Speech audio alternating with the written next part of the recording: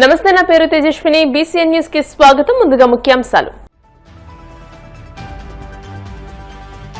కాశీబుగ్గ ఆలయంలో తొక్కిసలాట జరిగిన ప్రాంతాన్ని పరిశీలించిన మంత్రి నారా లోకేష్. మృతుల కుటుంబాలకు 15 లక్షలు, తీవ్రంగా గాయపడిన వారికి 3 లక్షల చొప్పున ఆర్థిక సాయం ప్రకటన.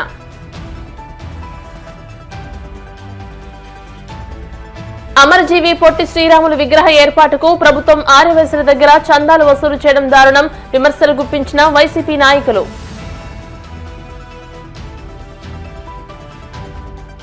నర్సాపురం నియోజకవర్గంలోని తుఫాను ప్రభావిత ప్రాంతాల్లో నిత్యావసరాలను పంపిణీ చేసిన ఎమ్మెల్యే నాయకర్. బాధితులకు ప్రభుత్వం అండగా నిలుస్తుందని భరోసా. కాకినాడలో చోరీ సెల్ ఫోన్ల రికవరీ. 1,36,00,000 విలువ గల 800 ఫోన్లను బాధితులకు అందజేసిన జిల్లా ఎస్పీ బిందు మాధవ్. శ్రీకాకుళం జిల్లాలో తీవ్ర విషాదం చోటు చేసుకున్న ఘటన తెలిసిందే. వెంటనే మంత్రి నారా లోకేష్ ఇతర మంత్రులతో కలిసి హుటాహుటిన కాశీబుగ్గకు చేరుకున్నారు. ప్రమాదం జరిగిన ప్రాంతాన్ని పరిశీలించి అధికారులను అడిగి వివరాలు తెలుసుకున్నారు. అనంతరం పలాసలోని కమ్యూనిటీ హెల్త్ సెంటర్ కు వెళ్లి చికిత్స పొందుతున్న క్షతగాతులను పరామర్శించారు. వారికి అందుతున్న వైద్యం గురించి వైద్యులను అడిగి తెలుసుకున్నారు. బాధితులకు మెరుగైన చికిత్స అందించాలని, అవసరమైతే మెరుగైన ఆసుపత్రికి తరలించాలని ఆదేశించారు. ప్రభుత్వం అన్ని విధాలా అండగా ఉంటుందని బాధితులకు, వారి కుటుంబ సభ్యులకు భరోసా ఇచ్చారు. ఈ సందర్భంగా మంత్రి లోకేష్ మాట్లాడుతూ, ముఖ్యమంత్రి ఆదేశాల మేరకు మృతుల కుటుంబాలకు రాష్ట్ర ప్రభుత్వం తరపున 15 లక్షల రూపాయల ఆర్థిక సాయం అందిస్తున్నట్టు ప్రకటించారు. తీవ్రంగా గాయపడిన వారికి 3 లక్షల రూపాయలు అందజేస్తామని అన్నారు. తక్షణ ఖర్చుల కోసం మృతుల కుటుంబాలకు 10,000 రూపాయల చొప్పున అందజేస్తామని వివరించారు.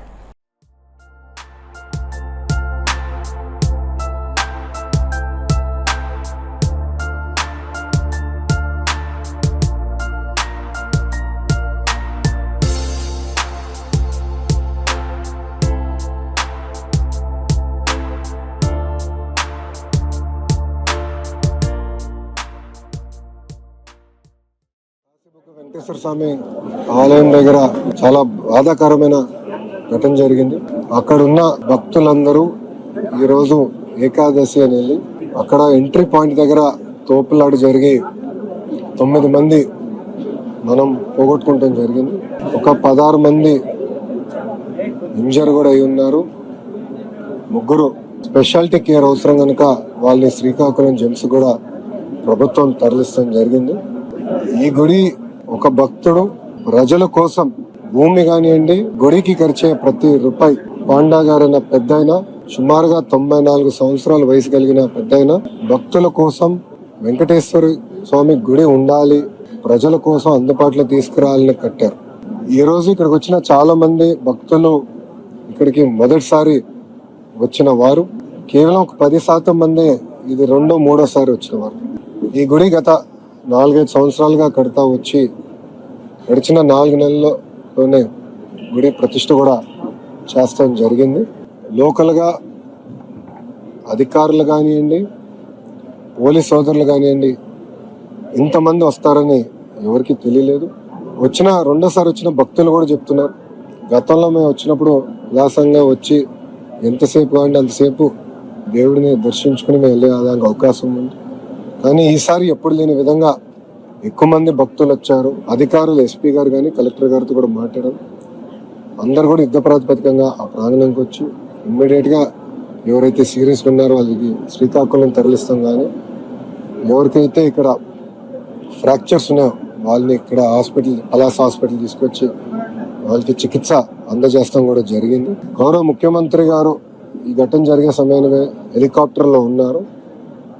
కదిరికి ఆయన 1వ తారీఖు పెన్షన్ కార్యక్రమానికి వెళ్తున్నారు. కరెక్ట్ గా 12 గంటల 50 నిమిషాలకి సుమారుగా ఆయన హెలికాప్టర్ ల్యాండ్ అయిన వెంటనే మేము ఆయనతో మాట్లాడటం జరిగింది. గౌరవ ముఖ్యమంత్రి గారి ఆదేశాల మేరకు చనిపోయిన ప్రతి కుటుంబానికి 15 లక్షల రూపాయలు ప్రభుత్వం తరపున ఆర్థిక సహాయం అందిస్తాం జరుగుతుంది. క్రిటికల్ గా ఇంజన్ అయిన వాళ్ళకి 3 లక్షల రూపాయలు ప్రభుత్వం, ఆంధ్ర రాష్ట్ర ప్రభుత్వం అందిస్తాం జరుగుతుంది. ఈ ఘటన జరిగిన వెంటనే ప్రధానమంత్రి కార్యాలయం కూడా వివరాలు తెలియజేస్తాం జరిగింది. వాళ్ళు కూడా ఫోన్ చేసి ఏం జరిగింది, ఎలా జరిగింది అని కనుక్కుంటాం జరిగింది. గౌరవ ప్రధానమంత్రి గారు కూడా చనిపోయిన వారికి 2 లక్షల రూపాయలు, క్రిటికల్ గా ఇంజర్ అయిన వాళ్ళకి 50,000 రూపాయలు కేంద్ర ప్రభుత్వం నుంచి కూడా సహాయం అందిస్తాం కూడా జరుగుతుంది. అంతేకాకుండా చనిపోయిన వారిలో 3 తెలుగుదేశం పార్టీ సభ్యులు. సో మాకు కూడా ప్రమాద బీమా కార్యక్రమం ఉంది కనుక ఆ ప్రోగ్రాం ద్వారా ఆ కుటుంబానికి అదనంగా పార్టీ నుంచి 5 లక్షల రూపాయలు ఆ కుటుంబం కూడా అందిస్తాం జరుగుతుంది. గౌరవ ముఖ్యమంత్రి గారు ఇది తెలుసుకున్న వెంటనే నాతో మరియు డిజాస్టర్ మేనేజ్మెంట్ మార్చిలో అనిత గారితో కూడా మాట్లాడటం జరిగింది. ఇమ్మీడియట్ గా రాష్ట్ర వ్యాప్తంగా ఉన్న కలెక్టర్లకి, ఎస్పీలందరికి కూడా రాష్ట్రంలో ఉన్న అన్ని గుడులకి వాళ్ళ డేట్స్ ఏంటి, వాళ్ళ ప్రోగ్రామ్స్ ఏంటి, గతంలో భక్తులు ఎంతమంది వచ్చారు, రాబోయే రోజులు ఎంతమంది వస్తారు, ముందల నుంచే మొత్తం వివరాలు సేకరించి సీసీటీవీ కెమెరాలన్నీ కూడా ఏర్పాటు చేసి క్రౌడ్ మానిటరింగ్ కూడా టెక్నాలజీ వాడి చేయమని ఆయన ఆదేశాలు కూడా జారీ చేస్తాం జరిగింది. అంటే ప్రైవేట్ వ్యక్తులు గుడులు కట్టినప్పుడు దానికి తీసుకోవాల్సిన జాగ్రత్తలు ఏంటి, గుడి కట్టేటప్పుడు SOPs ఏమేమి పాటించాలి, దానిపైన కూడా చాలా సీరియస్ గా రూపొందించి అది కూడా అనౌన్స్ చేయమని గౌరవ ముఖ్యమంత్రి గారు మంత్రివర్గాన్ని కూడా ఆదేశాలు జారీ చేశారు. అమరజీవి పొట్టి శ్రీరాముల విగ్రహ ఏర్పాటుకు ప్రభుత్వం ఆరవేసుల దగ్గర చందాలు వసూలు చేయడం దారుణమని వైసీపీ నాయకులు మండిపడ్డారు. ప్రభుత్వమే పొట్టి శ్రీరాముల విగ్రహాన్ని ఏర్పాటు చేయాలని డిమాండ్ చేశారు. తాడేపల్లిలోని వైసీపీ కేంద్ర కార్యాలయంలో ఆంధ్ర రాష్ట్ర అవతరణ దినోత్సవ వేడుకలు ఘనంగా నిర్వహించారు. ఈ సందర్భంగా అమరజీవి పొట్టి శ్రీరాముల చిత్రపటానికి వైసీపీ నాయకులు పూలమాలలు వేసి నివాళులర్పించారు. ఈ సందర్భంగా వారు మాట్లాడుతూ పొట్టి శ్రీరాములు చేసిన ఆమరణ నిరాహార దీక్షను చరిత్ర ఎన్నటికీ మర్చిపోదని, ఆంధ్ర రాష్ట్ర అవతరణ కోసం ప్రాణాలర్పించిన గొప్ప మహనీయుడని కొనియాడారు. భారతదేశ చరిత్రలో ఒక ఆశయం కోసం నెల్లూరుకి పొట్టి శ్రీరాములు జిల్లాగా పేరు పెట్టినటువంటి వైనం, కానీ ఆ తర్వాత జగన్మోహన్ రెడ్డి గారు ఆంధ్ర రాష్ట్రానికి ముఖ్యమంత్రిగా పదవీ బాధ్యతలు స్వీకరించిన తర్వాత కానీ ఈరోజు అదే పొట్టి శ్రీరాములు విగ్రహాన్ని రాష్ట్రంలో ఉన్న ఆర్యవైశ్యులు అందరి దగ్గర కూడా చందాలు వసూలు చేయండి, వాళ్ళ డబ్బులతో కట్టండి, మీరు వచ్చి విగ్రహం పెట్టండి అని చెప్పని నారా లోకేష్ గారు, చంద్రబాబు నాయుడు గారు చాలా గొప్పగా చెప్తున్నారు. ఈ చందాల్లో కూడా మళ్ళీ లెక్క బొక్క లేదు, ఎంత వసూలు చేస్తారో తెలియదు, ఎంత ఖర్చు పెడతారో తెలియదు. అంటే పొట్టి శ్రీరాములు గారు వైశాస్ కోసం పోరాటం చేశారా? కానీ డబ్బులు మాత్రం వైశాస్ దగ్గర వసూలు చేయాలట, అక్కడ విగ్రహం కట్టాలట, ఆ విగ్రహాన్ని వాళ్ళు తీసుకుంటారట. ఏంది ఇదే పొట్టి శ్రీరాములు ప్రాం అంటే కూటమి ప్రభుత్వానికి ఉన్న ప్రాం ఇదే? ఇది చాలా చాలా బాధాకరమైన విషయం కూడా. ఆయన్ని ఈరోజు మండలాల వరకు మీరు ఎంత ఇవ్వండి, నియోజకవర్గాల వరకు మీరు ఎంత ఇవ్వండి అని చెప్పని వైశ్యుల మీద ఒత్తిడి చేసే విధంగా తెలుగుదేశంలో ఉన్న లోకేష్ టీం పనిచేస్తుంది. పశ్చిమ గోదావరి జిల్లా నర్సాపురం నియోజకవర్గంలోని తుఫాన్ ప్రభావిత ప్రాంతాలైన వేములదేవి, చినమైనవారిలంక, సర్దుకొడప గ్రామాల్లో Kapu corporation chairman Kothapalli Subbarayudu, TDP నియోజకవర్గ ఇన్ఛార్జ్ పొత్తూరి రామరాజు, రాష్ట్ర మత్స్యకార సహకార సంఘాల చైర్మన్ కొల్లి పెద్దిరాజులతో కలిసి ప్రభుత్వ విప్ ఎమ్మెల్యే బొమ్మిడి నాయకర్ నిత్యావసర సరుకులు పంపిణీ చేశారు. 50 కేజీల బియ్యం, ఇతర సరుకులను ఇంటికి తీసుకువెళ్లలేక ఇబ్బంది పడుతున్న ఓ దివ్యాంగురాలని ఎమ్మెల్యే నాయకర్ గమనించి ఆయనే స్వయంగా బియ్యం బస్తాతో సహా సరుకులన్నింటినీ తన భుజాలపై మోసుకుని ఆమె త్రిచక్ర వాహనం వరకు చేర్చారు. దివ్యాంగురాలికి ఎమ్మెల్యే చేసిన సాయం ఆదర్శంగా నిలిచింది. ఈ సందర్భంగా ఆయన మాట్లాడుతూ తుఫాను కారణంగా నష్టపోయిన వారందరికీ కూడా రాష్ట్ర ప్రభుత్వం అండగా నిలుస్తుందని భరోసా ఇచ్చారు.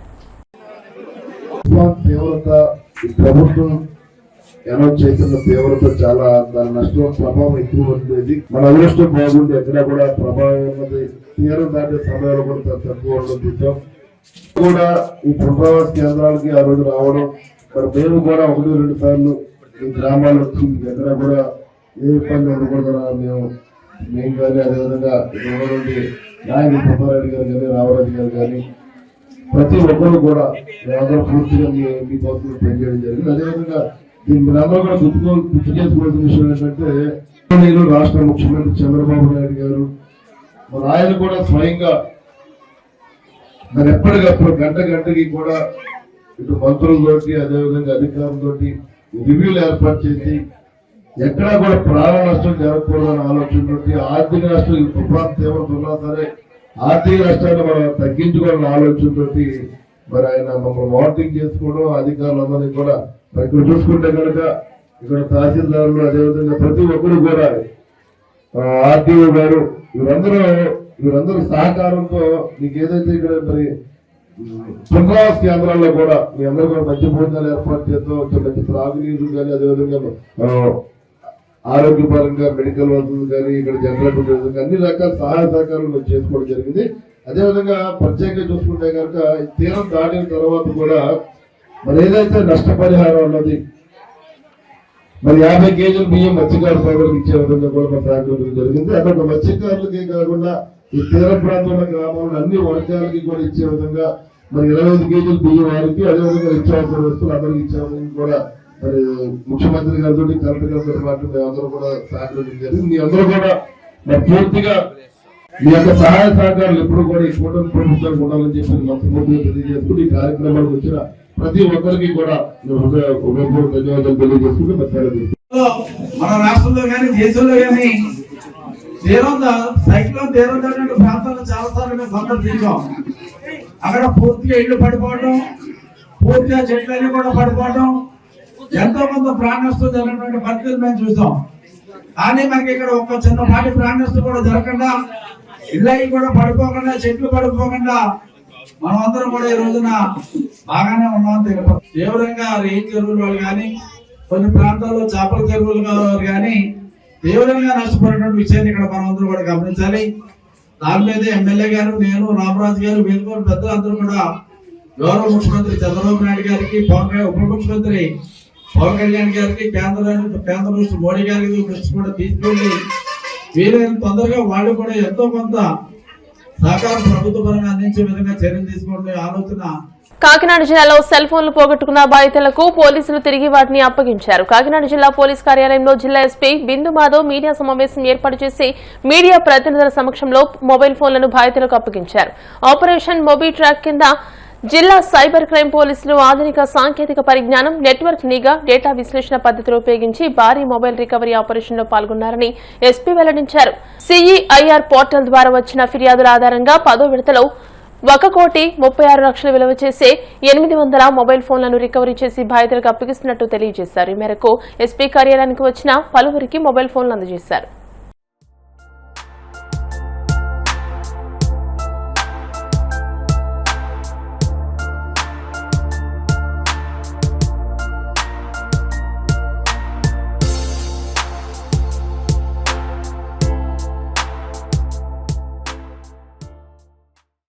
మొబైల్స్ ఎవరివైతే మొబైల్స్ పోతాయో వాటిని రికవర్ చేసి ఇచ్చే డ్రైవ్ పెట్టడం జరుగుతుంది.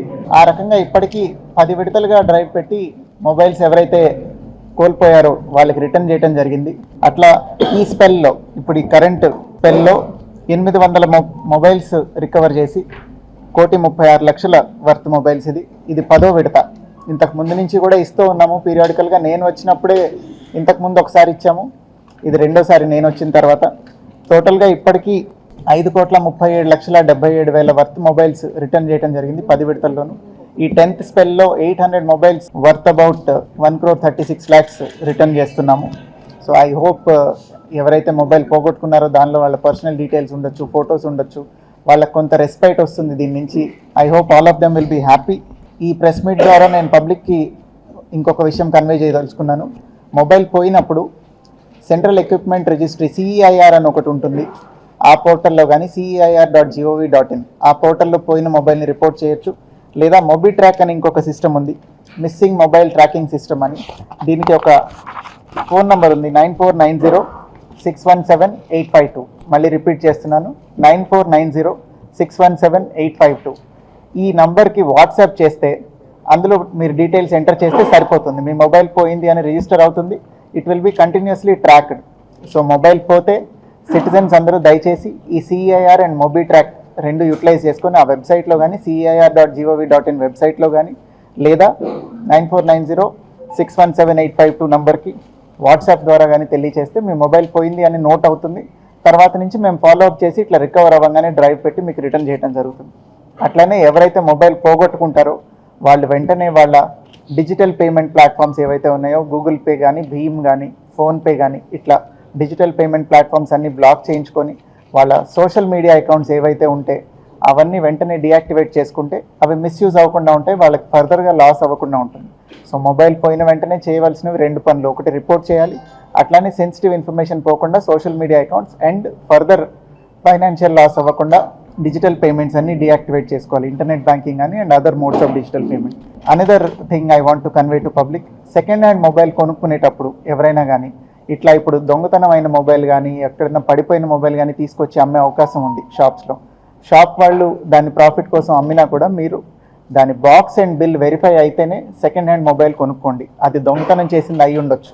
ఒకవేళ దొంగతనం చేసిన మొబైల్ కనుక మీరు కొనుక్కుంటే మా దగ్గర ట్రాక్ అయితే మీరు వెంటనే ఆ ఫోన్ స్విచ్ ఆన్ చేయగానే మాకు అలర్ట్ వస్తుంది. మేము వచ్చి ఇన్వేరియబ్లీ మీ దగ్గర తీసేసుకుంటాం ఆ మొబైల్. మీరు డబ్బులు ఇచ్చి కొనుక్కున్నా కూడా you have no protection under law. So దయచేసి సెకండ్ హ్యాండ్ మొబైల్ కొనుక్కునేటప్పుడు కూడా బిల్ అండ్ బాక్స్ వెరిఫై చేసి కొనుక్కోవాల్సిందిగా కోరుకుంటున్నాను. One word regarding cyber crime awareness. Digital arrest పేరుతో చాలామంది ఇంకా ఇవాళకి కూడా డబ్బులు పోగొట్టుకుంటున్నారు. There is nothing like digital arrest. మిమ్మల్ని ఎవరిని ఫోన్లో ఏ లా ఎన్ఫోర్స్మెంట్ ఏజెన్సీ కూడా అరెస్ట్ చేయదు. Not in this district, not in Andhra Pradesh, not in India, ఎక్కడా కూడా డిజిటల్ అరెస్ట్ అనేది లేదండి.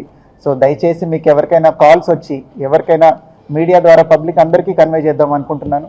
కాల్ చేసి చైల్డ్ ట్రాఫికింగ్లో మీ నంబర్ ఇన్వాల్వ్ అయింది, లేదా వెపన్స్ ట్రాన్స్పోర్ట్లో ఇన్వాల్వ్ అయింది, డ్రగ్స్ ట్రాన్స్పోర్ట్లో ఇన్వాల్వ్ అయింది, ఇట్లా రకరకాలుగా భయపెట్టి మిమ్మల్ని మీ పేరుతో కొరియర్ వచ్చింది, అందులో డ్రగ్స్ ఉన్నాయి, ఇట్లా ఏదో ఒకటి చెప్పి మీరు డిజిటల్గా అరెస్ట్ అయ్యారు, ఇప్పుడు మీ ఇంటికి వచ్చి law enforcement agency will take control of you అని, మేము సిబిఐ నుంచి కాల్ చేస్తున్నాం, ఎన్సీబీ నుంచి కాల్ చేస్తున్నామని రకరకాలుగా మిమ్మల్ని భయభ్రాంతులకు గురి చేసి మీ అకౌంట్ డీటెయిల్స్ తీసుకుని మీ డబ్బులు దోచుకోవడం జరుగుతుంది. సో దయచేసి ఈ డిజిటల్ అరెస్ట్ బారిన పడకండి. ఎక్కడైనా ఏదైనా డౌట్ వస్తే you can immediately contact police department, dial 112కి చేసి చెప్పొచ్చు. పొరపాటున కనుక if you fall prey to this digital arrest, 1930 is the number where you have to immediately call and complain so that మీ డబ్బులు ట్రాన్స్ఫర్ అయినా కూడా ఒక 7 layers అకౌంట్స్ ఫ్రీజ్ చేసి కొంత రికవరీ అవ్వడానికి అవకాశం అయ్యేలాగా steps will be taken. So దయచేసి ఈ సైబర్ క్రైమ్ గురించి అందరూ అవేర్గా ఉండండి. ఇప్పుడు కాసేపు ప్రకటనలు.